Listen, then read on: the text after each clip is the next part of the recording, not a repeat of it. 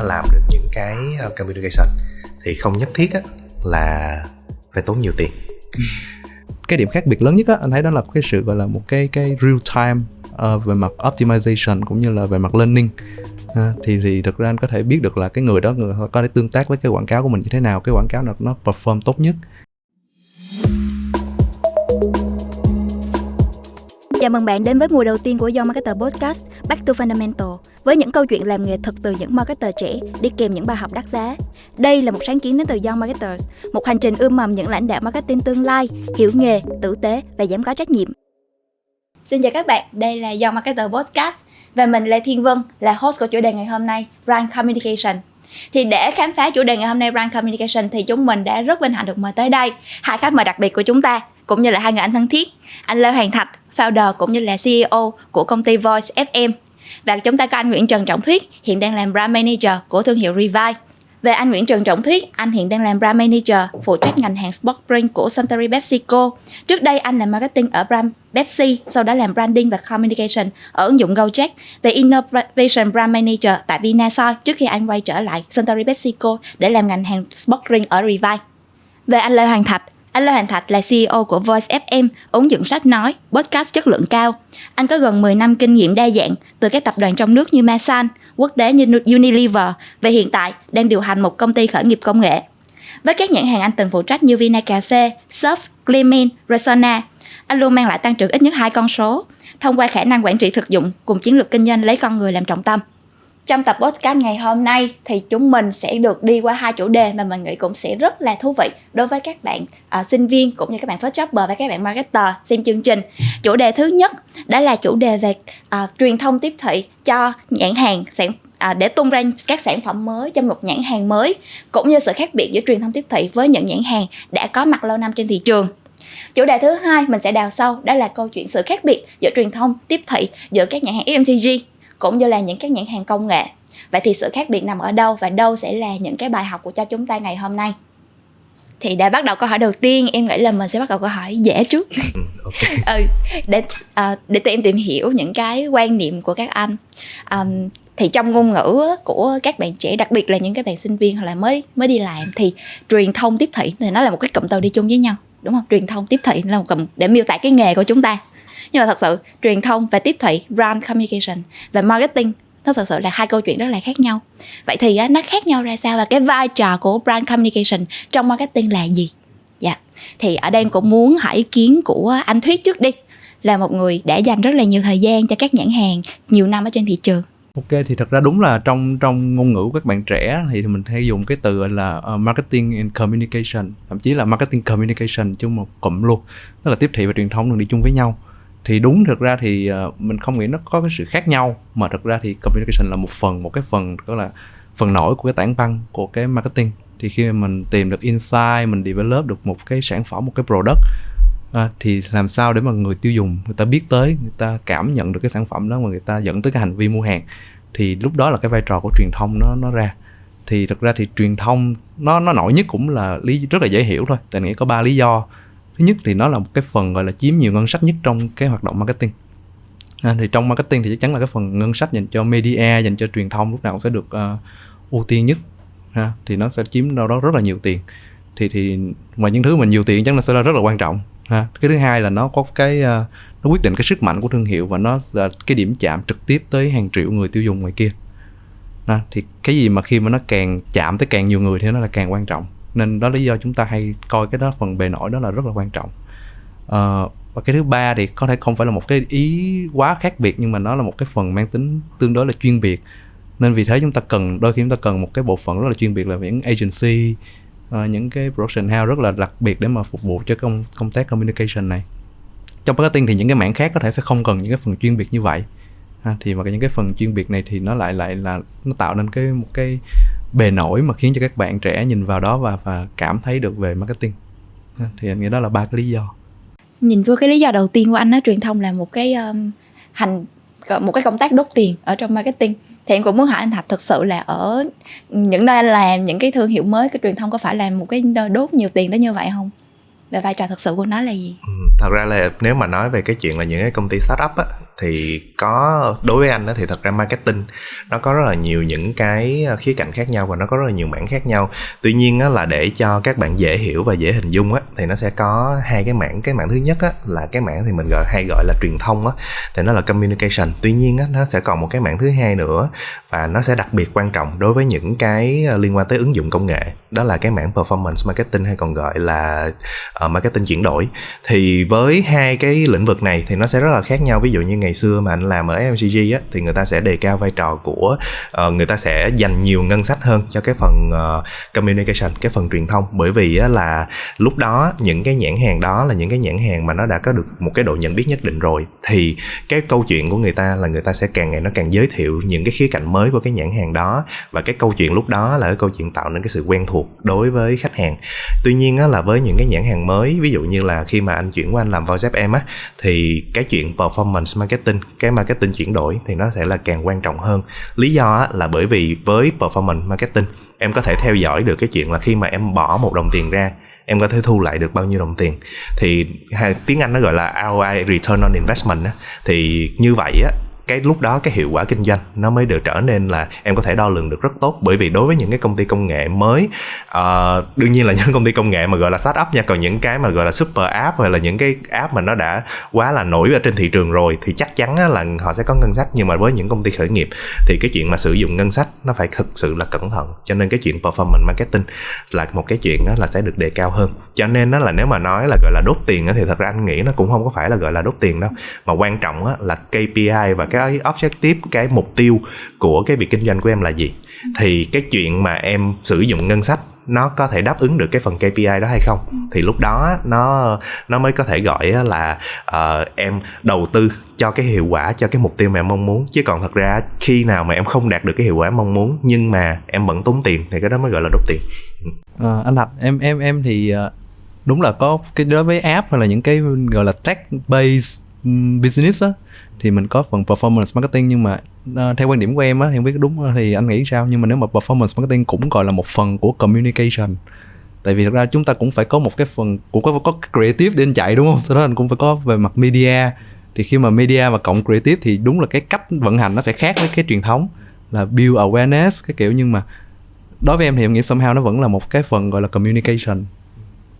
Thật ra thì cái đó nó giống như là đúng là nó sẽ có những cái creative access. Tuy nhiên á, là em cần lưu ý á, thật ra là ngày xưa khi mà anh vừa mới qua làm ứng dụng Voice FM thì anh cũng nghĩ là mình từng làm marketing cho Unilever, mình từng làm marketing cho Masan, công ty lớn như thế, thì chắc chắn là về marketing mình sẽ không có gặp bất kỳ trở ngại gì hết.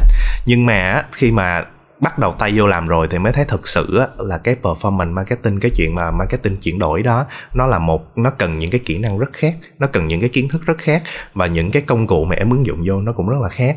Ví dụ như với media, với những cái kênh media thì khi mà em làm á, em đo trên awareness, nhưng cái kia á, thì em sẽ đo trên những cái giống như là cost per. Ví dụ tức là cái chi phí trên từng cái điểm mà em muốn. Ví dụ cost per install có nghĩa là chi phí trên mỗi lượt tải, cost per click có nghĩa là chi phí trên mỗi cái lượt bấm. Thì những cái đó nó liên quan tới về mặt kỹ thuật rất là nhiều, và thậm chí là thật sự là đôi khi nó còn liên quan tới vào một vài thứ mà giống như là với những cái bạn mà giống như em thấy là bán kem trộn đi chẳng hạn, thì những cái đó nó là những cái mà các bạn đó sẽ có những cái tactic, những cái chiêu thuật, những cái chiêu trò, và đôi khi nó có thể gọi là cheating, tức là nó gọi là chơi bẩn nữa. Thì thật sự là hai cái đó nó cần những cái kỹ năng và cần những cái kiến thức rất là khác nhau, và nó ứng dụng những cái kênh rất là khác nhau. Em muốn bàn lại về chủ đề communication. Thì nếu mà mình xem thương hiệu của mình hoặc là sản phẩm của mình, bản thân nó là một con người, nó có một cái quan điểm rất là rõ ràng, nó là ai, nó là gì, thì câu chuyện communication là cách nó nói ra, đúng không?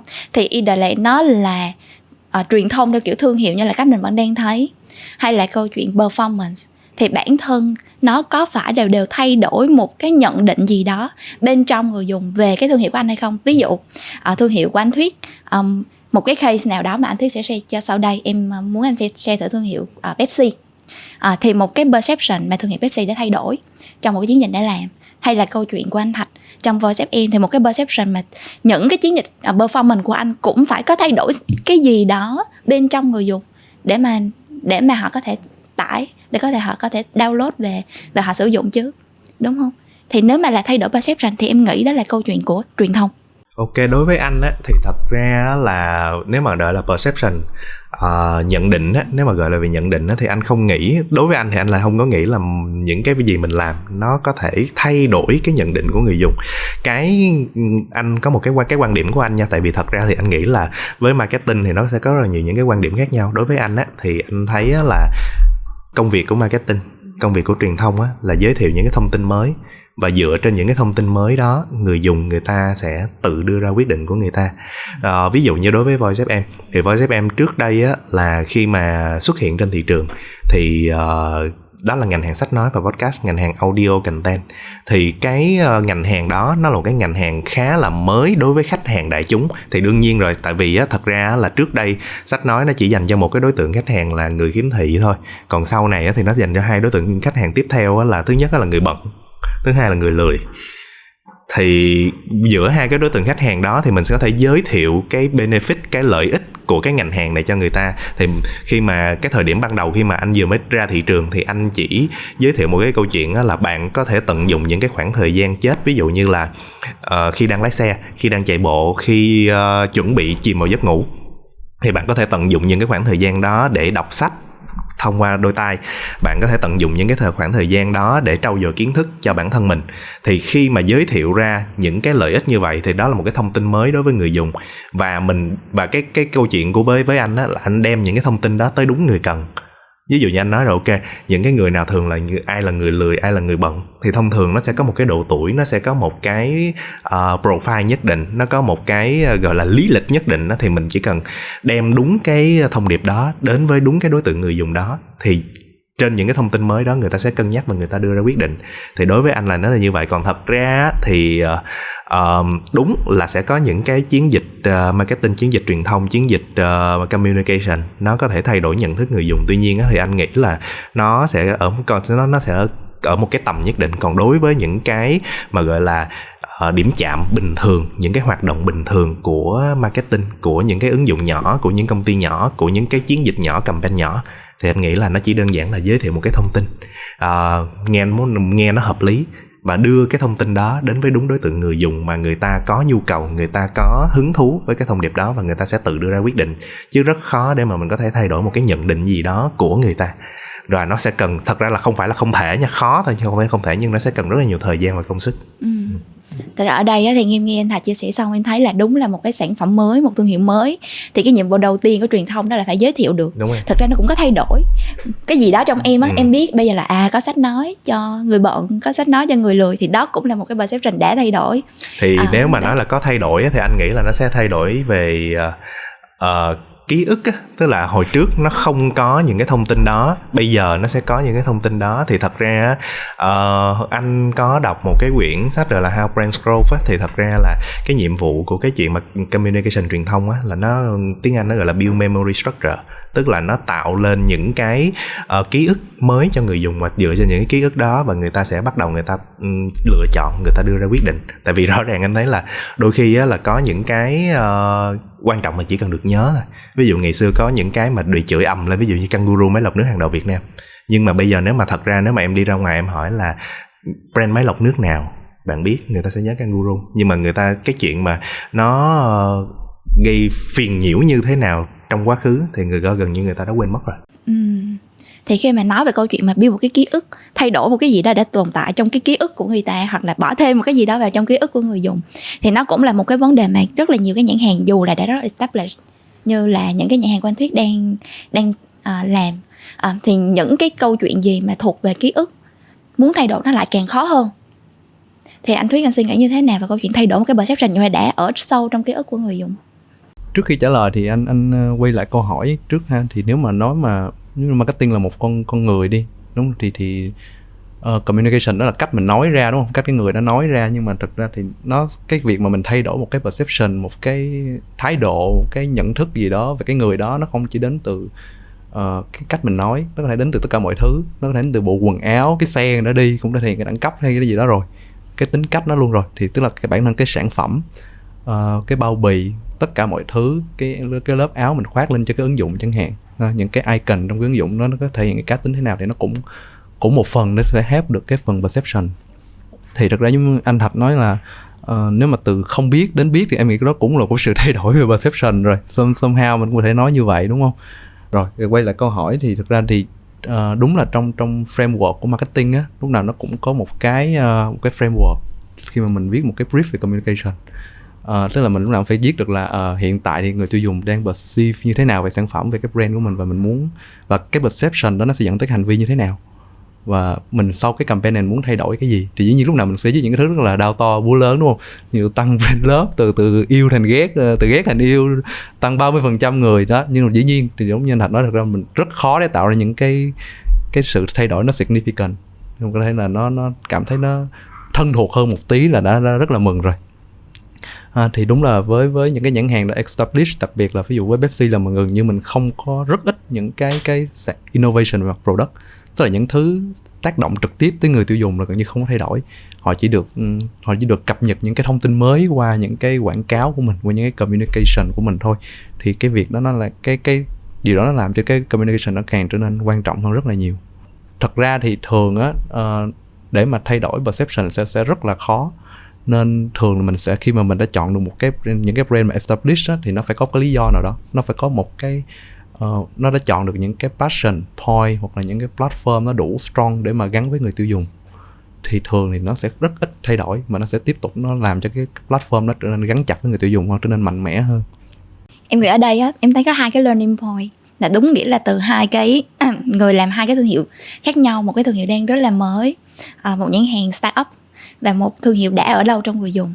Cái learning point thứ nhất em thấy đó là câu chuyện brand communication. Nó là một cái sự tổng hợp giữa truyền thông và câu chuyện những cái tiếp thị mang tính chuyển đổi, brand performance marketing. Và dù là mình làm cái gì giữa 2 cái này á, nó cũng đang cố gắng gieo một cái, em vẫn nghĩ nó là một cái nhận định mới về một thứ gì đó mà có lợi cho thương hiệu.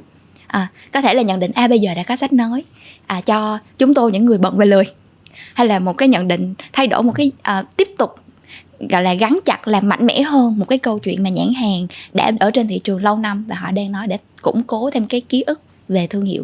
Là brand perception, em ở đây em có thể học được một cái điều mà rất là hay từ anh Thạch cũng như anh Thuyết đang nói á. Đó là câu chuyện cuối cùng mình làm đó là mình cố gắng gieo một cái ký ức, một cái thứ gì đó mà người ta có thể nhớ về, mà nó có lợi cho thương hiệu của mình. Trong Anh thì hay gọi nó là mental availability.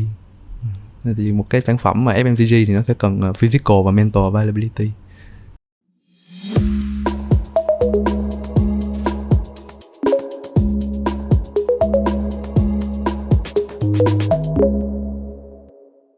Vậy thì mình đào sâu vô trong cái chủ đề này hơn á, là mình nói về câu chuyện mental availability, cái sự mà người ta nhớ về nó trong ký ức đó. Vậy thì cái sự khác biệt giữa marketing, truyền thông, brand communication cho sản phẩm về mặt ứng dụng, app, và cái sự khác biệt của nó với truyền thông cho FMCG, thì cụ thể hóa đâu là những cái điểm khác biệt chính mà hai người đều có những cái background liên quan tới ứng dụng cũng như là liên quan tới FMCG rồi.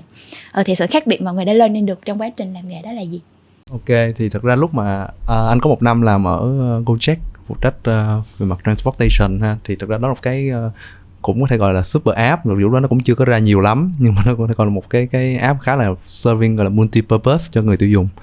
Thì khi mà vào đó thì cái khác biệt thứ nhất đúng là giống như anh Thạch nói, là mình có thêm một cái gọi là performance marketing, là mình phải cân đo đong đếm dựa trên những cái về mặt installation, về mặt người đó đã booking hay chưa, rồi monthly active users, đúng không? Thì những cái số liệu đó mình phải nó có những cái dashboard để mà mình nắm. So với hồi trước thì khi mình tung cái quảng cáo ra hàng 2 triệu người coi, 10 triệu người coi, sau đó mình đi hỏi 100 người cái quảng cáo đó có hay hay không, thì cái này nó là một cái điểm là nó rất là khác biệt. Thì cái điểm khác biệt lớn nhất á, anh thấy đó là cái sự gọi là một cái real time về mặt optimization cũng như là về mặt learning. Thì thực ra anh có thể biết được là cái người đó có thể tương tác với cái quảng cáo của mình như thế nào, cái quảng cáo nào nó perform tốt nhất, cái copy nào đó đang giúp người tiêu dùng chuyển đổi nhanh hơn. Và từng cái người tiêu dùng đó mình sẽ có những cái bức tranh cụ thể về mặt hành vi của họ đối với cái ứng dụng của mình. Tại vì nó là app nên nó là data, tất cả mọi thứ mình được lưu trữ, nhưng mình biết là nhóm người nào sẽ đặt chuyến mỗi ngày, họ đi từ đâu đến đâu đó, là mình biết những người đó là đi làm đi về chẳng hạn, hoặc là những nhóm người là chỉ đi 1 lần 1 tuần. Mình sẽ có những cái rất là customization. Thì khi mà đi từ một cái sản phẩm rất là mass như là Pepsi phục vụ cho mấy chục triệu con người, thì đến đây mình sẽ bắt đầu mình học được phải cách là phục vụ cho từng con người một, từng nhóm con người một, nhỏ hơn rất là nhiều. Thì đó là cái khác biệt thấy lớn nhất. Còn về mặt framework thì thật ra sau khi làm thì nó khá là giống nhau. Và fundamental mình cũng phải build từ awareness trước, thì một cái phễu rất là lớn để mà tất cả mọi người biết về ứng dụng đó, give được một cái perception là đây là một cái gì, giúp được gì cho bạn, how relevant it is. Rồi xuống đó mình bắt đầu mình mới chuyển đổi từ dần dần để mà dẫn tới cái hành vi cuối cùng là sử dụng cái sản phẩm của mình. Thì anh Thuyết có 2 learning. Learning thứ nhất là phải học về performance rất là nhiều. Và số 2 là bây giờ hồi xưa thì làm một nhãn hàng SCG để phục vụ cho một nhóm, một TA thôi. Bây giờ là phải phục vụ cho, làm sao mình có thể phục vụ được cho tất cả mọi người thông qua cái cách mà mình làm truyền thông. Xíu nữa mình sẽ đào sâu hơn cái vấn đề này. Nhưng mà em muốn nghe anh Thạch trước những cái learning của anh. Thật ra learning đầu tiên của anh đó là cái chuyện là để mà làm được những cái communication thì không nhất thiết là phải tốn nhiều tiền. Thật sự là khi mà anh từ Unilever anh chuyển qua Voice FM kiểu giống như là rất là sốc luôn.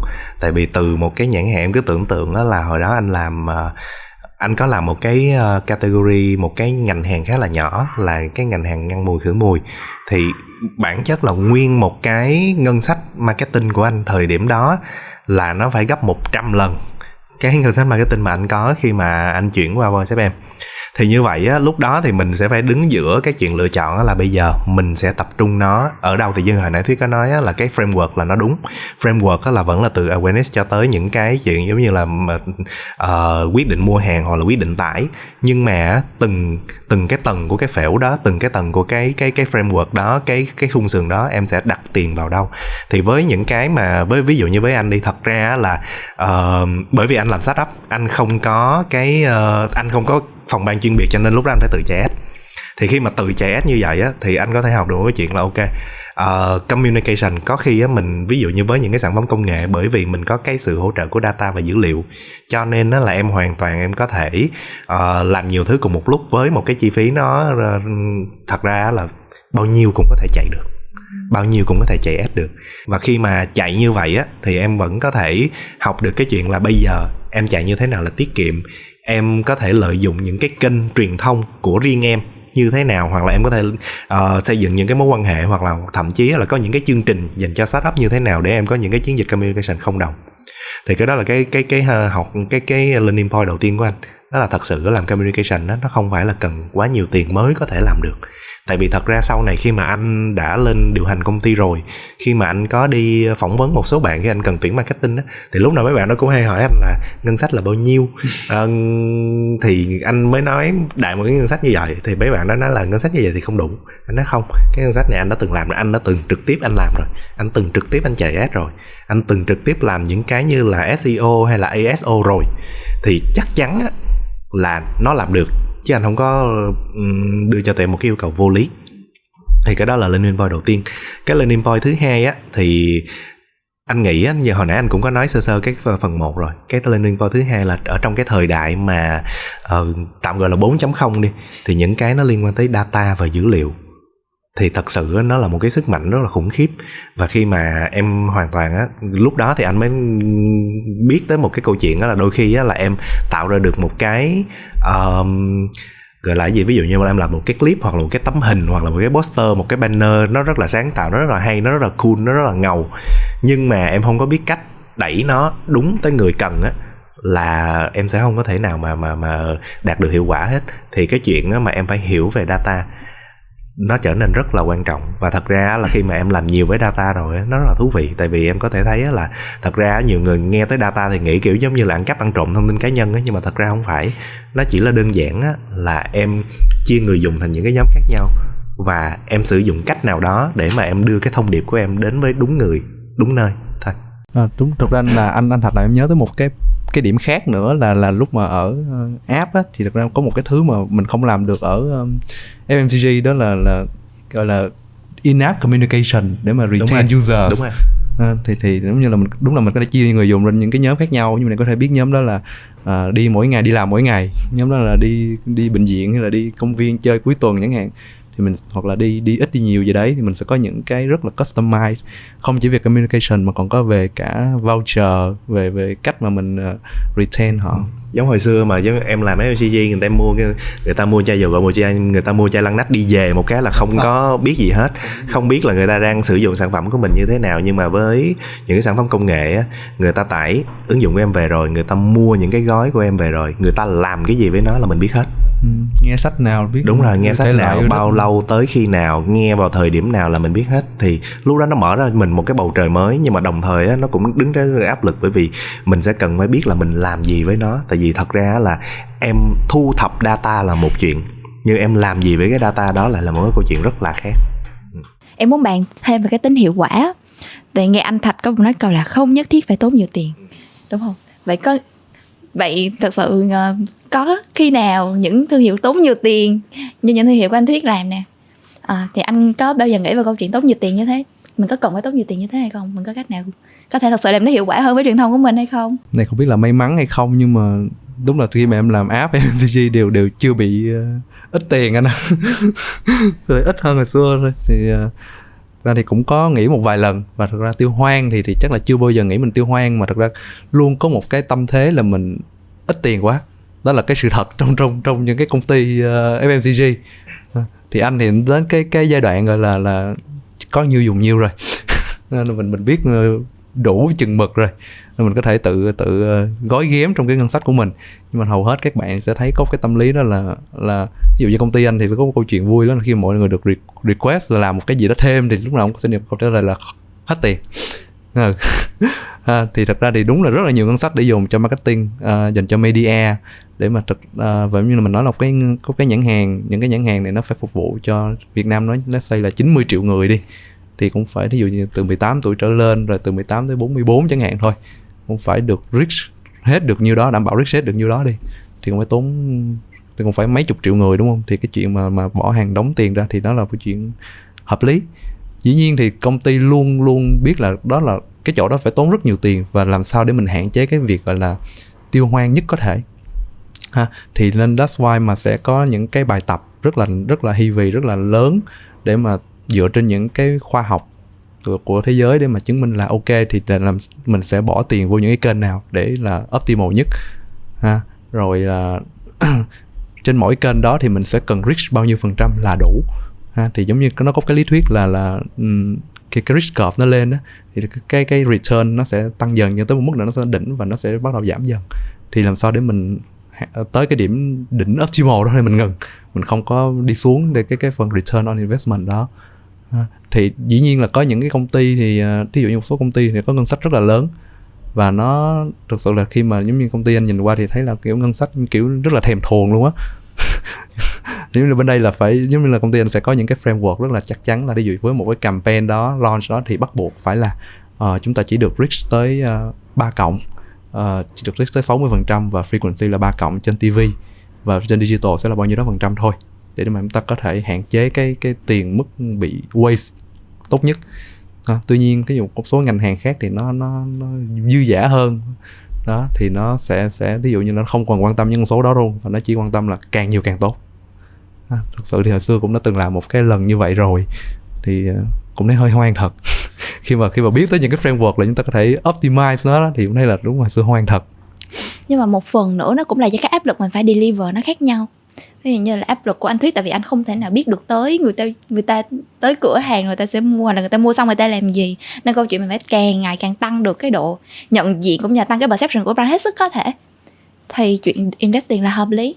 Thì thật ra là người ta hay có cái câu, tức là anh khá là tâm đắc một cái câu là familiarity create likability, tức là giống như cái gì mà em quen thuộc rồi tự nhiên em thích.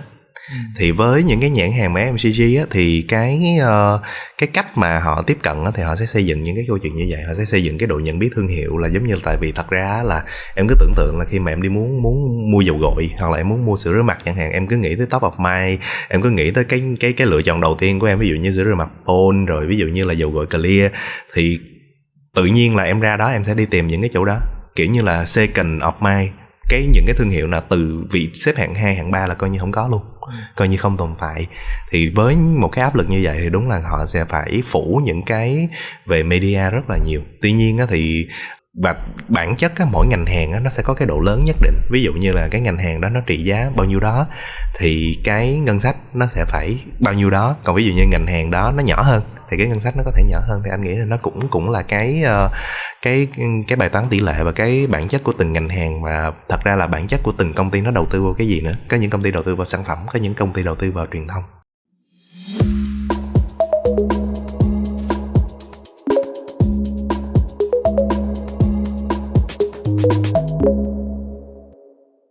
Thì trở lại cái câu chuyện đó là những cái công ty đầu tư vào sản phẩm sẽ rất là khác với những công ty đầu tư vào truyền thông và cách sử dụng nguồn tiền. Thì em cũng muốn hỏi anh Thạch ở đây, CEO của Voice FM, thì ở công ty của anh á, tiền nó được sử dụng cho cái gì? Và ở truyền thông thì tiền ở trong truyền thông sử dụng ra sao? Mình dùng tiền đó để mình xây dựng cái điều gì cho thương hiệu của mình?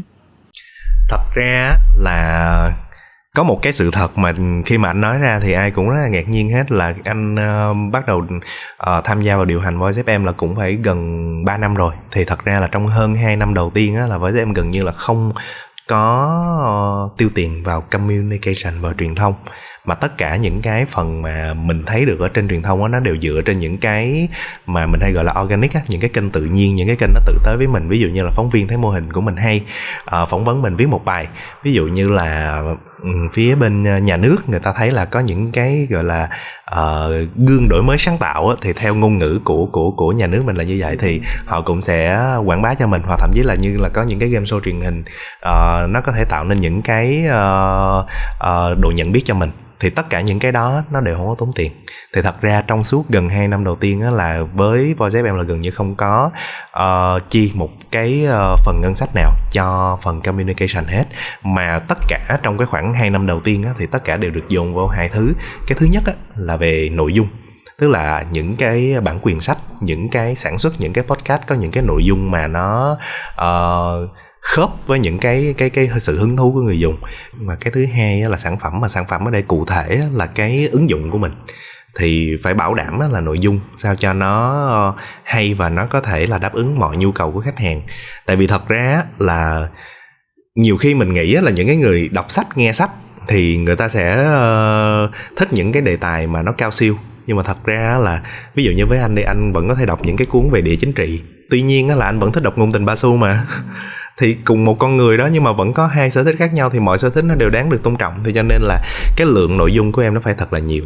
Thì như vậy có nghĩa là cái ngân sách em cần nó phải lớn. Và cái như hồi nãy anh cũng có nói rồi, tiếp theo là em có nội dung hay thì cái ứng dụng của em nó phải mượt. Chứ còn mở lên rớt hoặc là nghe xong rồi là ví dụ như người ta trả tiền rồi nhưng mà chưa được nghe thì nó sẽ mang tới những cái sự rất là khó chịu. Thì cho nên là đối với anh thì hai cái đó là hai cái mà anh đầu tư nhiều nhất. Còn thật ra bên cạnh đó vẫn có một cái phần mà nãy anh có nói là performance marketing. Tuy nhiên á, nó giống như là em lấy mở nó ráng nó vậy đó. Tức là khi mà em bỏ 1 đồng ra thì em sẽ có 3 đồng vô. Thì tính ra là net lại thì em cũng đâu có xài tiền đâu. Tại vì là em sử dụng những cái tiền đó để em thu lại những cái ngân sách. Thì như vậy là coi như cũng không xài tiền. Cho nên mới nói là đối với anh thì trong cái khoảng thời gian đầu tiên thì những cái gì mà anh đầu tư là đầu tư hoàn toàn cho sản phẩm, gần như hoàn toàn cho sản phẩm. Còn những cái communication là những cái mà nó tới một cách tự nhiên. Và thật ra mình cũng có chút tính toán và mình cũng có chút dụng công ở trong đó. Nhưng mà nếu mà xét về cái mặt tiền bạc là không có. Nói chung là đối với những cái nhãn hàng mà đang trong giai đoạn đầu tiên thì nhiệm vụ đầu tiên của mình phải làm cái sản phẩm của mình xịn trước cái đã.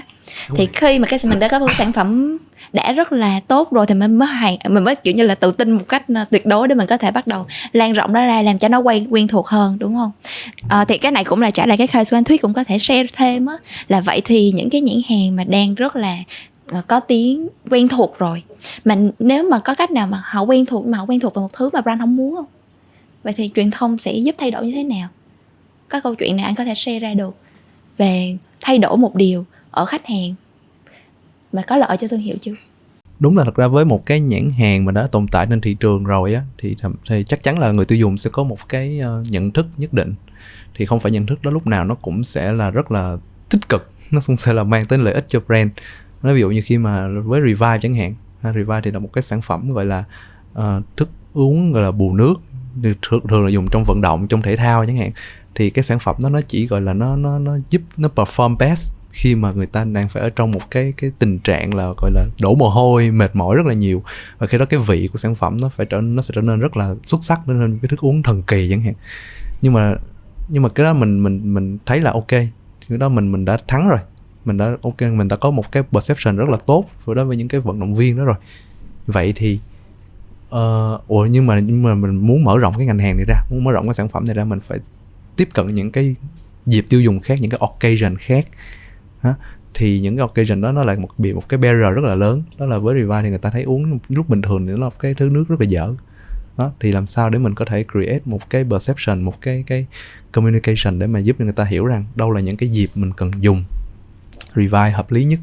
Đó, thì nếu mà mình làm không khéo thì người ta, nếu mình làm một cách mass, một cách đại trà đi, thì người ta thấy, người ta cũng sẽ tò mò. Ví dụ mình làm hay đi, người ta thấy tò mò, người ta sẽ uống thử chẳng hạn. Mà nếu mà người ta uống thử không đúng cái dịp, đúng lúc, thì người ta thấy cái sản phẩm này nó không deliver những gì người ta expect. Nhưng mà nói là đây là sản phẩm rất là ngon, nhưng mà người ta uống nhưng mà thấy dở quá, thì đó là mình sẽ mất hoàn toàn khách hàng đó, mình rất khó để lấy lại. Đó. Thì đó là cái case của khi mà anh làm Revive thì anh bắt buộc phải dùng những cái gọi là contextual. Đó là phải educate cho người dùng là sản phẩm này nó sẽ có những cái dịp để dùng nhất định. Và khi mình muốn mở rộng ngành hàng thì mình sẽ mở rộng những cái dịp đó không chỉ là ở trong thể thao, mà những cái dịp thường ngày, nhưng phải là những cái dịp mất nước, những cái dịp đổ mồ hôi rất là nhiều. Ví dụ như là các bạn chạy xe ngoài đường giữa nắng nóng 12 giờ trưa, các bạn có thể thử chạy ra Sài Gòn và uống thử Revive, nó sẽ rất là khác biệt với bạn ngồi trong máy lạnh. Đó, thì đó là những cái mà anh đã làm với Revive. Vậy thì mục tiêu mà anh muốn thay đổi ở người dùng sau chiến dịch đó có phải là khiến cho người dùng cảm thấy việc Revive ngon hơn khi mà họ uống đúng dịp không? Ngon thực ra cũng là một phần thôi. Thực ra thì cái lớn nhất lúc mà làm cái campaign đó là sẽ cảm thấy muốn drive cái relevance nhiều hơn. Tức là cái sản phẩm nó, cái brand của mình nó trở nên relevance trong những cái dịp, đúng dịp đối với người tiêu dùng. Thì khi mình muốn đặt cái mục tiêu là mình mở rộng cái ngành hàng này ra, mở rộng cái dịp tiêu dùng này ra, thì không chỉ là giới hạn trong cái sport occasion nữa, mà phải trong daily. Đó, thì khi đó mình mới bắt đầu là ok, daily nhưng mà làm sao để mà vẫn có thể drive được relevance. Đó, thì mình mới nói là ok, trong những cái dịp đó bạn vẫn có thể mất nước, bạn vẫn có thể cảm thấy đuối, bạn có thể khát khô vì bạn đổ mồ hôi. Đó, ví dụ như là bạn có thể thử ra ngoài đường giữa trời nắng ở Sài Gòn này, hay là bất cứ tỉnh miền Trung nào đó trong lúc 12 giờ trưa, bạn sẽ thấy hiểu được cái cảm giác đó. Và khi đó sản phẩm nó sẽ mang đến cho bạn một cái benefit mà rất là relevant với bạn. Đó, thì cái mục tiêu lớn nhất nó sẽ là thấy relevant. Thì giống như là quay lại câu hỏi lúc đầu á, là cái perception gì mình cần thay đổi, thì đó là cái sự là cái benefit của sản phẩm. What's in it for me, what's in it for the consumers. Thật ra là cũng cùng trong cái ngành beverage á, thì trước đây anh làm Vina Cà Phê thì thật ra là sẽ có một cái case study nó cũng liên quan tới perception. Vina Cà Phê mà cái cà phê hòa tan á, thì nó sẽ có một cái điểm đặc biệt á, là bởi vì Vina Cà Phê là cái sản phẩm mà gần như là duy nhất nó có Arabica. Thì cà phê nó có Robusta và Arabica, và Arabica là thực ra là cái hạt cà phê mà nó xịn hơn, nó mắc tiền hơn, nó thơm hơn, nhưng mà đồng thời nó có một cái là nó có vị hơi chua. Cho nên nó là cái vị cà phê của Vina Cà Phê nó sẽ hơi chua so với những cái cà phê khác. Thì cái lúc thật ra cái campaign này, cái chiến dịch này nó diễn ra hình như là trước khi anh tham gia vào cái nhãn hàng này, nhưng mà anh có được biết thì trước đó là cái vị cà phê đó thì người ta sẽ nghĩ là cà phê chua là cà phê dở, tại vì người ta nghĩ là cà phê phải đắng. Thì cho nên nó là sau đó thì anh nghĩ là nếu anh nhớ không lầm thì tại thời điểm đó thì có đi một Vina Cà Phê có đi một cái là câu chuyện thương hiệu cho người ta biết là Arabica là một cái loại hạt xịn, và cái việc mà chua là thật ra nó là đến từ cái chuyện Arabica đó. Và từ cái Arabica thì thật ra nó là cái chuyện là nguyên liệu của Vina Cà Phê là một cái nguyên liệu được tuyển chọn rất là tốt, và nó kiểu như tinh túy về thời gian đã 40 năm rồi. Thì đó chính là cái chuyện mà thay đổi perception, tức là thay đổi perception từ chuyện là cà phê chua là cà phê dở thành cái chuyện là cà phê chua là Arabica, mà Arabica là cái loại hạt xịn hơn Robusta. Thì cái đó là một cái mà nói nôm na và ngắn gọn và dễ hiểu, thì anh nghĩ là cái đó nó sẽ là một cái mà sẽ trả lời được câu hỏi của Vân á, là về cái chuyện là có perception gì đó mà nó tiêu cực và mình brand không muốn có perception đó và đẩy nó qua thành một cái perception khác. Thì anh nghĩ là cái câu chuyện đó là cái câu chuyện mà anh nghĩ nó sẽ giải quyết cái câu hỏi của em dễ hơn, hợp lý hơn. Cái case nó hơi ngược lại câu hỏi của em, nhưng mà nó cũng là về thay đổi perception. Đó là với ví dụ như, tức là nó sẽ ngược lại là em nói là có những cái case nào mà brand muốn thay đổi một cái perception mà consumer đang feel nó không đúng với brand hay không. Thì có cái case ngược lại, tức là khi mà consumer đang perceive cái thứ rất là tốt rồi, nhưng mà brand lại muốn thay đổi một cái thứ khác. Đó, ví dụ như với Pepsi, đặc biệt là Pepsi Tết. Đó, thì thật ra Tết là một cái dịp rất là đặc biệt, là khi đó là chúng ta không chỉ truyền thông đối với đối tượng trẻ là cái đối tượng chính của Pepsi. Tất cả mọi người đều sẽ associate Pepsi với giới trẻ, với âm nhạc, đúng không? Chúng ta sẽ có Sơn Tùng, có Blackpink, rất là nhiều. Nhưng mà khi đến Tết chúng ta không chỉ bán cho giới trẻ, chúng ta phải bán cho những người mẹ của giới trẻ, ba mẹ của giới trẻ, những người sẽ quyết định là coi Tết năm nay mua cái gì về uống, mua cái gì để làm đám giỗ, cúng hay là tặng họ hàng. Thì khi đó những cái trẻ đó nó trở nên somehow nó là irrelevant. Khi lúc đó lại mình phải là build một cái relevant khác, nó với cái đối tượng hơi khác một tí đối với những cái gì mà chúng ta build thường ngày. Đó là lý do chúng ta sẽ thấy đôi khi Pepsi có những cái campaign gọi là sum vầy, là đưa người về nhà, nó sẽ rất là emotional, nó sẽ rất là kiểu hơi khác một tí. Nó vẫn có một cái tone and mood của cái sức trẻ trong đó. Cái người trẻ đó là đứng ra làm một cái gọi là catalyst, một cái provoker để mà facilitate cái câu chuyện đó. Nhưng mà cái đích đến, cái ending á, thì nó vẫn là một cái nó phục vụ cho cái đối tượng khác, nó mature hơn rất là nhiều, một cái decision maker trong những cái household trong dịp Tết. Thì cái perception đó nó lại hơi khác một tí. Tại đây nói về câu chuyện perception á, cái em nãy giờ em biết được hai cái keyword mà được lặp đi lặp lại trong cái chia sẻ của hai anh đó là cái sự familiarity, cái sự quen thuộc, relevant, cái sự liên quan chặt chẽ. Thì cái perception mà mình muốn xây dựng ở trong người dùng á, thì nó là một cái thứ mà nó phải rất là gọi là mình có cái role trong đó mình giải quyết. Và em thấy được rằng á, là câu chuyện là truyền thông nó không phải là một thứ rất là thần kỳ, nó có thể giải quyết trong một lần một cái campaign là xong. Nhanh Thuyết cũng phải vất vả 2 năm, 3 năm tới bây giờ, struggle lên xuống với Covid mà vẫn còn đang trên con đường. Hay là câu chuyện Vina Cà Phê không phải là một campaign, 2 campaign là xong, mình phải dành rất là nhiều năm. Thì cái perception nó được cấu thành. Nên câu chuyện brand communication nó ngoài cái chuyện mà nó phải relevant, familiarity, giải quyết được vấn đề vân vân, thì nó còn phải có cái sự gọi là bền vững qua thời gian. Em nghĩ như thế. Consistency rất là đồng nhất, rất là bền vững qua thời gian. Thì trở lại có một cái khái niệm ở trong truyền thông mà bạn gọi là brand platform, là thứ để có thể giúp cho mình thật sự là stay consistent với một cái câu chuyện trong khoảng thời gian dài. Thì ở đây cũng có 2 thương hiệu luôn. Một thương hiệu vừa mới chớm, thì em chưa biết platform của Voice FM là gì. Thật ra là thật ra trước ra nãy em mới nói là brand communication platform hay là brand platform? Em gọi là brand platform đi. Đối với em đó là một nha. Ok. Nhưng mà cụ thể thực ra là ví dụ như là tại vì thật ra là cái khái niệm đó anh có thể là anh gọi tên bằng một cái chuyện khác, thì em có thể giải thích thêm đó là đối với em đang cần muốn biết là cái gì và cái brand platform đó là cái gì. Một cái nền tảng chung cho một cái message chung mà rất là chạm tới người dùng. Mà ở đó mình truyền tải được một cái câu chuyện của thương hiệu cách mạnh mẽ nhất. Em ví dụ thôi, ví dụ như là ở Vinasoy của anh Thuyết, thì em thấy Vinasoy Family có một cái câu chuyện, một cái communication platform này cũng làm, đó là câu chuyện Tết tự nhiên. Tại đây đánh vào Tết, nó nói được câu chuyện là tự nhiên, người tiêu dùng muốn cái Tết diễn ra cái thật là tự nhiên. Và câu chuyện Tết tự nhiên nó bản thân nó cũng là cái sản phẩm của Vinasoy, một sản phẩm tới hoàn toàn từ tự nhiên, facilitate cho một cái Tết tự nhiên nó diễn ra và được lặp đi lặp lại từ năm này qua năm nọ. Đối với anh á thì trước đây anh làm á thì đa số nó đều có sẵn. Tức là kiểu giống như là tại vì anh làm đa số là những cái brand mà nước ngoài và nó đã được tạo ra từ rất lâu rồi, thì mình sẽ có một cái team toàn cầu á, thì người ta sẽ cho mình một cái platform sẵn, người ta sẽ cho mình một cái thông điệp sẵn, người ta sẽ cho mình một cái tính cách thương hiệu, và thậm chí hồi xưa có những cái gọi là brand guideline book, tức là những cái quyển sách mà gọi là hướng dẫn thương hiệu, trong đó nó có hết tất cả mọi thứ. Thì nhưng mà tuy nhiên á, đối với anh á, thì ngày xưa lúc mà anh vừa mới qua bên Voice FM làm thì anh mới nghĩ là chắc mình cũng sẽ cần những cái như vậy. Nhưng mà khi mà bắt tay vô làm thì mới thấy nó rất là khác nha. Tức là cái mà mình nghĩ với cái mà người dùng nghĩ á, đôi khi nó không có giống nhau. Và thật ra là đối với một cái giống như là khi mà một cái thương hiệu, một cái sản phẩm vừa mới ra đời á, nó thay đổi nhanh lắm. Anh nói thiệt là hồi nãy trước khi bắt đầu chương trình Vân có hỏi anh là anh làm ở đây bao lâu rồi, thì lúc đó anh nghĩ là nó là gần 3 năm. Thì lúc đó anh mới nghĩ là sao chỉ mới có gần 3 năm thôi vậy. Tại vì có rất nhiều thứ đã xảy ra, có rất là nhiều lần đã thay đổi, thậm chí là thay đổi logo, thậm chí là thay đổi cái tên của ứng dụng, thậm chí là thay đổi cái giao diện của ứng dụng. Và thật ra là đối với anh á, hiện tại trong thời gian đầu nó sẽ là một câu chuyện là cái quan điểm của người tạo ra cái nhãn hàng đó, và sau đó là cái nhìn của người dùng về cái nhãn hàng đó. Thì có thể là ban đầu nó ở hai cái khía cạnh khác nhau, và dần dần nó sẽ xích lại gần nhau, và tới một lúc nào đó thì nó sẽ chạm tới nhau. Thì thật ra là Voice FM đã từng thử khá là nhiều những cái platform khác nhau. Thì ví dụ như là những cái platform về cái mà gọi là platform thì cũng không hẳn đúng đó, mà nó gọi là brand message thì đúng hơn, nó gọi là thông điệp của thương hiệu thì đúng hơn.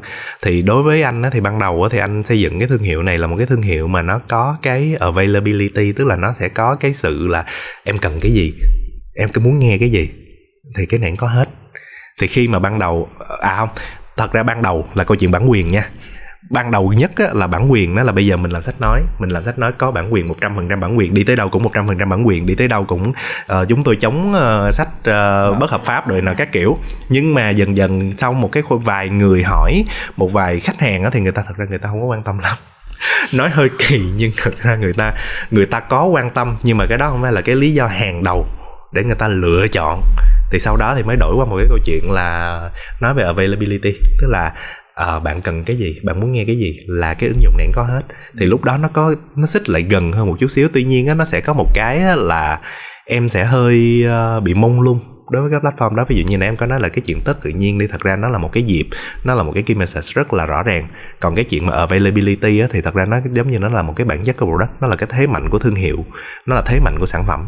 Thì như vậy nó lại sẽ cần được thay đổi một lần nữa. Và hiện tại thì đối với anh nói riêng, mà với cái đội ngũ sáng lập và đội ngũ truyền thông của Voice FM nói chung thì hiện tại là vẫn đang tiếp tục điều chỉnh để tìm ra được một cái gọi là thông điệp của thương hiệu mà nó vừa nói lên đúng cái chuyện mà những cái người sáng lập ra tới cái sản phẩm này mong muốn, và nó cũng thể hiện được cái chuyện là nó cũng khi mà nói ra thì người dùng người ta thấy hay đó, tôi cũng muốn xài cái này khi mà nghe nó nói như vậy. Thì thật ra nó sẽ là một cái câu chuyện như là anh nói rồi, giống như là đây là mong đợi của founder, đây là mong đợi của người sáng lập, đây là cái nhìn của khách hàng. Thì ban đầu nó sẽ rất là xa, nhưng mà nếu mà mình có đủ linh hoạt, mình không có bị cứng đầu, mà mình vẫn tiếp tục lắng nghe khách hàng thì hai cái đó nó sẽ càng ngày càng xích gần lại với nhau, và tới một lúc nào đó mình sẽ tìm được một cái điểm chạm mà nói lên một cái nó sẽ làm hài lòng cả hai bên. Thì hiện tại là vẫn có đang trên cái con đường như vậy. Cho nên là thật ra là, và thêm một cái nữa là như anh có nói rồi, 2 năm vừa qua không có làm những cái gọi là communication nhiều, không có làm những cái truyền thông nhiều, cho nên là những cái kia là nó đều là organic hết, nó đều là tự nhiên hết. Cho nên cái chuyện mà mình lắng nghe được người dùng nó sẽ khá là khách quan. Mình sẽ không có bị là bởi vì mình nói quá nhiều cái thông điệp đó cho nên là người ta sẽ bị ảnh hưởng. Thì cái đó là hiện tại thì anh nói rồi, Voice FM nó vẫn đang trên con đường để đi tìm kiếm cái platform đó. Nhưng mà nếu mà em hỏi là có cần hay không thì thật sự nói là có cần. Cái đó rất là cần, bởi vì là để bảo đảm là người ta nhìn vô cái đó, người ta biết cái này để làm gì. Thì như nãy em có nói là thương hiệu là một cái con người, giống như một con người đúng không? Thì phải biết là cái con người đó tính cách như thế nào, nó đại diện cho cái giá trị gì, nó mang tới cái cảm giác gì. Thì thật ra là nó sẽ cần, nhưng mà nó sẽ luôn luôn thay đổi trong cái khoảng thời gian đầu này. Và thật ra anh cũng khá là thấy thú vị, tại vì trước giờ mình đều làm những cái có sẵn rồi, bây giờ mình được xây dựng cái từ đầu. Và đôi khi mình xây dựng ra nó sai thì làm lại, thì thật ra là thấy nó cũng là một cái hành trình rất là thú vị. Nói chung là mình đang trong quá trình gọi là khám phá con người của cái thương hiệu mình, cho tới khi nào mình biết được mình là ai lắm rồi thì cái đó chuyện mình nói ra nó mới consistent, đúng không? Thì mình đang trong quá trình khám phá, đợi mình khám phá xong đi đã, rồi tới câu chuyện nói ra truyền thông. Tức là bây giờ nó đang kéo hai cái điểm đó lại gần nhau như nãy anh có nói đó. Tôi anh nghĩ câu chuyện giống như là test and learn, đúng không? Thì thực ra nó không phải chỉ dành riêng cho những cái thương hiệu mới đâu. Thực ra mọi người có thể tưởng là Pepsi hay là những cái thương hiệu toàn cầu thì có sẵn những cái platform, thì thực ra cũng có, nhưng những cái platform đó nó thuộc về gọi là toàn cầu. Và khi mình đưa về Việt Nam, mình tạo thật sự một cái campaign hay là một chiến dịch á, thì bắt buộc mình cũng phải tìm cho những cái angle nó sâu hơn, về cái đó nó thành một cái platform của riêng mình. Giống như là Pepsi toàn cầu không thể nào có cái platform về Tết được.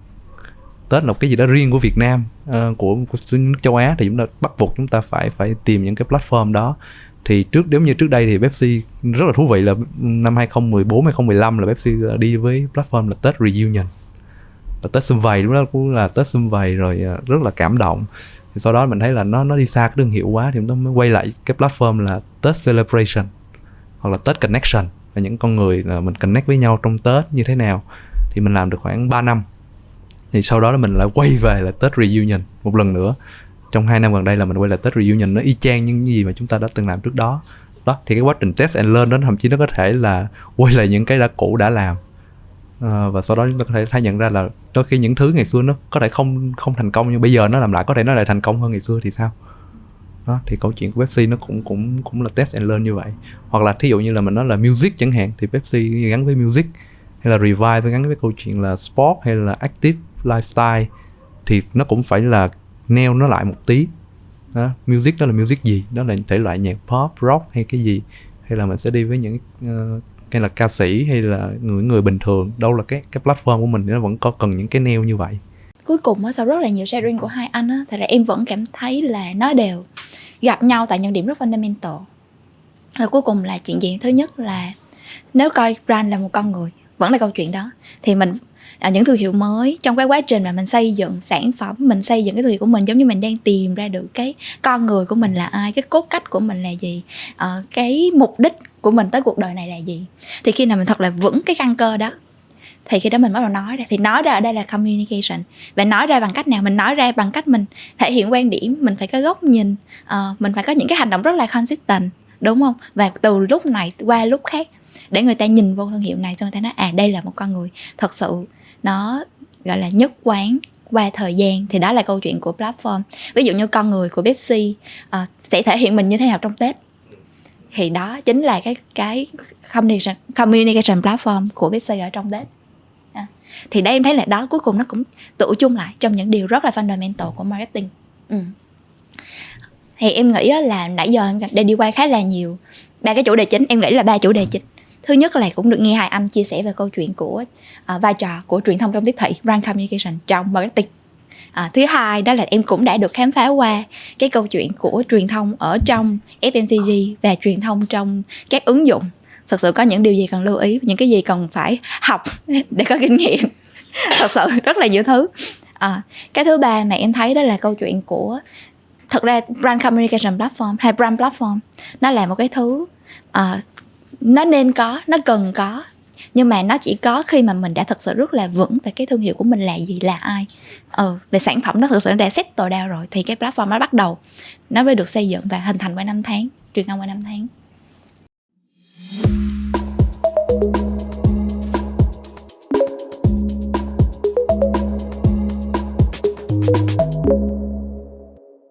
Thì đó cũng là đi tới phần gọi là kết của cái buổi chia sẻ ngày hôm nay.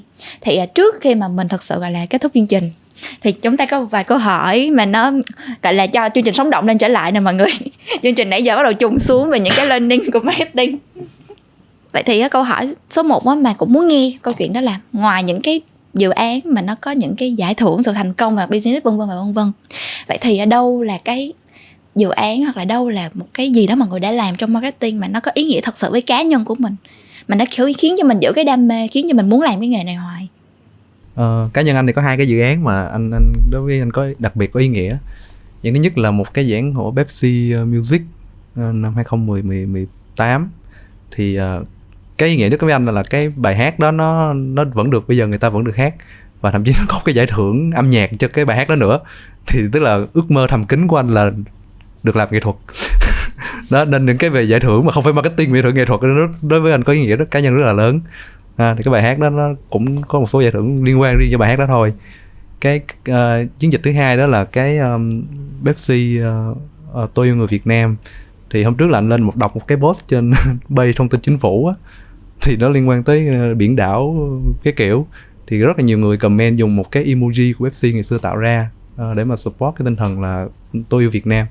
Thì khi mà thấy là ok, những cái thứ mình tạo ra vẫn được người tiêu dùng đón nhận tới tận bây giờ, dùng cho những cái dịp khác hoàn toàn, thì đối với anh đó là cái thứ có ý nghĩa. Ok, đối với anh thì thật ra cũng có 2 cái. Cái thứ nhất á, là nếu mà nói về cái chuyện gọi là marketing nó có ý nghĩa, thì thật ra đối với anh á, thì anh nghĩ là cái dự án đầu tiên á, thì lúc anh làm cái ngành hàng deodorant ngăn mùi khử mùi ở Unilever, thì nó có một cái câu chuyện khá là mắc cười. Tức là cái này nó thể hiện cho cái chuyện là đối với anh á, thì qua cái project đó thì anh sẽ cảm thấy là ok, từng cái chi tiết nó sẽ có tác động rất là lớn. Hồi đó là khi mà anh làm cái nhãn hàng đó, thì nó có cái sản phẩm mà ngăn mùi mà xịt á, cái chai xịt á, thì lúc đó là cái nhãn hàng đó giống như là bị bỏ rơi luôn, không có ai quan tâm để ý, không có ai quan tâm đầu tư gì hết. Thì có nghĩa là cũng sẽ phải tự sinh tự diệt và sẽ tự tìm những cái điểm nào đó để mà giống như là gọi là hack, đó là giống như là để mà từ những cái chi tiết đó mà tạo ra cái sự khác biệt. Thì anh nhớ hồi đó có cái chai xịt đó là nó có một cái đặc điểm á, là nó nhập khẩu từ Úc qua. Thì lúc đó anh mới nói là ok, cái chai này á thì nếu mà như vậy á thì mình cứ lấy một cái sticker mình dán thiệt là bự lên cái chai đó ghi là nhập khẩu từ Úc. Thì rõ ràng á là cái đó là không có tốn tiền marketing, mà cái đó là tiền, thật ra là tiền đó nó vô cái phần tiền của logistics cost.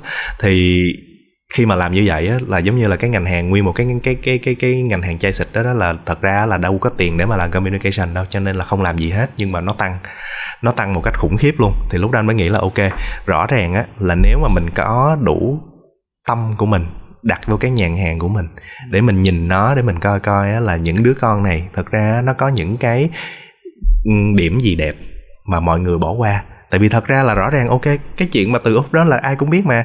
Và khi mà làm xong như vậy, và khi mà mình đặt cái tâm sức của mình vô như vậy, thì mình lại tìm ra được những cái vẻ đẹp tiềm ẩn như vậy. Và khi mà mình tìm ra được một cái vẻ đẹp như vậy và nó mang tới một cái kết quả rất là đáng kể như vậy, thì mình cảm thấy rất là vui. Mà đặc biệt là sau khi anh nghĩ rồi, anh thấy là bắt đầu đối thủ của mình nó cũng bắt đầu chạy theo cái câu chuyện là từ Đức, từ châu Âu, từ đồ này nọ các kiểu.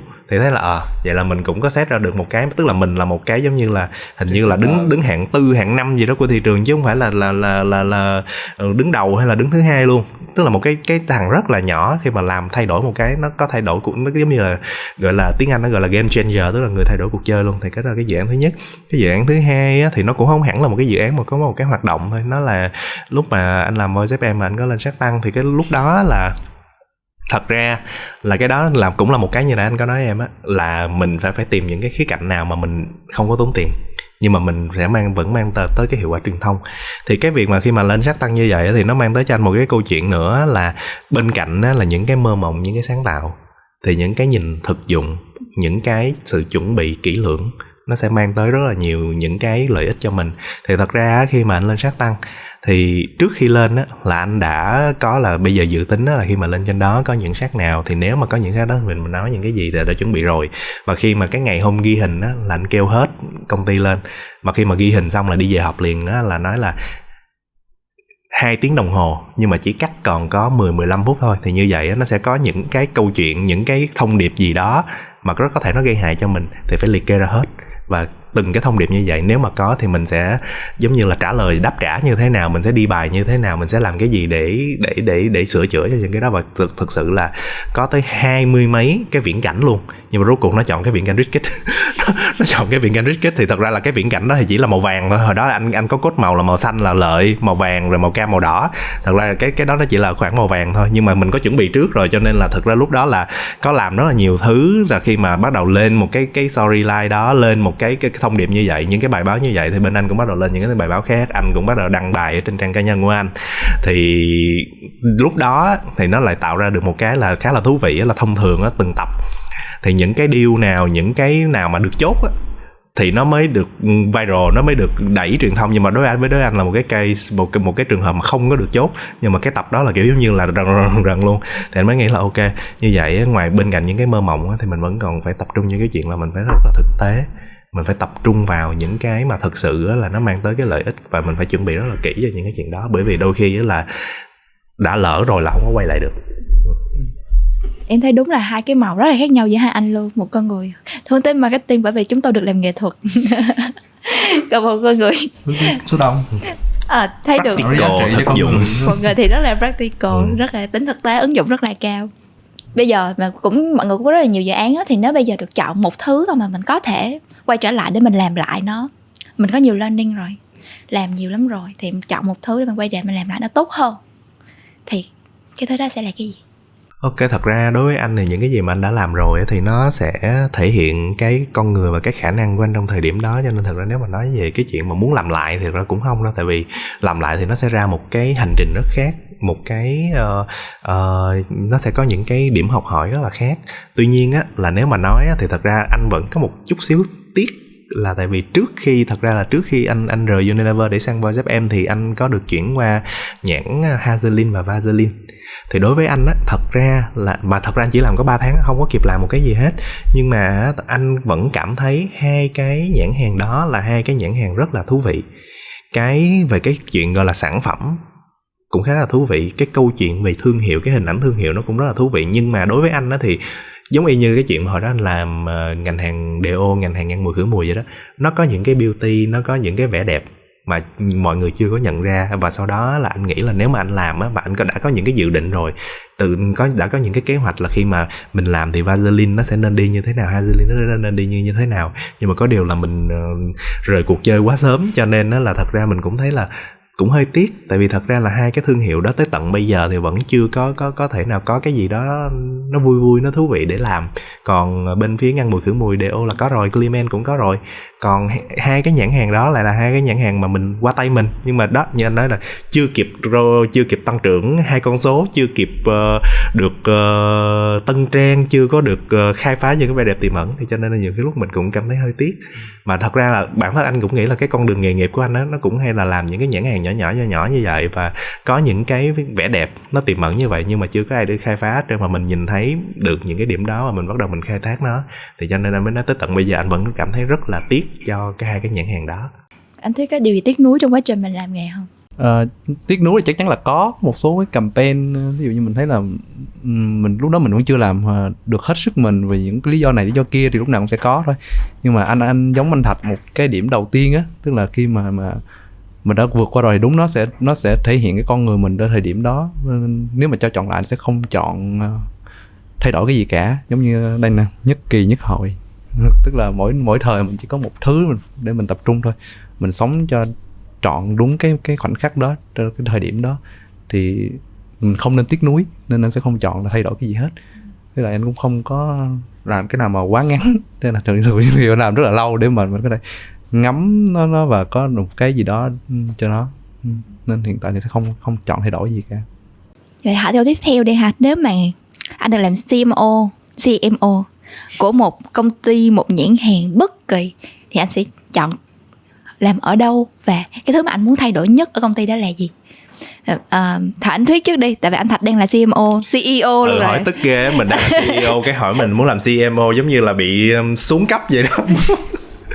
Không nghĩ ra luôn á. Thật ra đối với anh thì anh vẫn nghĩ là ở Việt Nam có khá là nhiều những cái thương hiệu mà của công ty Việt Nam, của người Việt Nam á, thì anh nếu mà được làm CMO thì anh vẫn thích làm một cái CMO của một cái, giống như là anh nói rồi, con đường nghề nghiệp của anh là nó thông qua những cái nhãn hàng nhỏ, những cái nhãn hàng mà nó còn chưa được khai thác hết tiềm năng. Cho nên nếu mà được thì anh vẫn thích làm CMO của một cái nhãn hàng nào đó của Việt Nam, nó đã có một cái bề dày nhất định rồi, nhưng mà có điều là hiện tại nó vẫn đang rất là chật vật. Thì ví dụ như top of mind của anh vẫn nghĩ là những cái ví dụ như Thora Cao chẳng hạn, là những cái nhãn hàng anh thật sự là anh có thể nhìn thấy những cái câu chuyện, những cái vẻ đẹp ở đằng sau đó mà nó vẫn chưa có được khai thác triệt để. Thì nếu mà anh được lựa chọn thì anh vẫn thích làm cho những cái dự án như vậy, những cái nhãn hàng như vậy, những cái công ty như vậy. Thực ra thì có những cái thương hiệu mình cảm thấy mình rất là ngưỡng mộ, ví dụ như Apple hay là Nike, hay là chỉ là Samsung, những cái thương hiệu mình rất là ngưỡng mộ, mình rất là muốn làm. Thì chắc là nếu chọn sẽ chọn làm Apple, để và cắt cái tay thỏ của iPhone đi. Ok, thì ngày hôm nay em rất là vui và rất là cảm ơn anh Thạch với anh Thuyết đã dành thời gian cho Young Marketer Podcast. Rất là nhiều learning về, không chỉ là về brand communication, em nghĩ như vậy, mà còn là cả cái thái độ làm nghề của anh Thạch với anh Thuyết thông qua những cái thương hiệu mình đã làm, dù là thương hiệu đó là thương hiệu rất là lớn, lâu đời, hay là những cái thương hiệu mà có những cái vẻ đẹp tiềm ẩn mà người ta chưa khám phá ra. Thì thực sự thái độ nghiêm túc với nghề là một cái thứ rất là quan trọng mà em thấy ở hai anh nữa. Thì cảm ơn hai anh đã dành thời gian ngày hôm nay. Cảm ơn các bạn đã theo dõi Young Marketer Podcast ngày hôm nay, chủ đề brand communication. Hẹn gặp lại mọi người vào lúc 11 giờ sáng thứ Bảy hàng tuần trên Vietcetera, Voice FM, YouTube của Young Marketer Podcast và các nền tảng khác.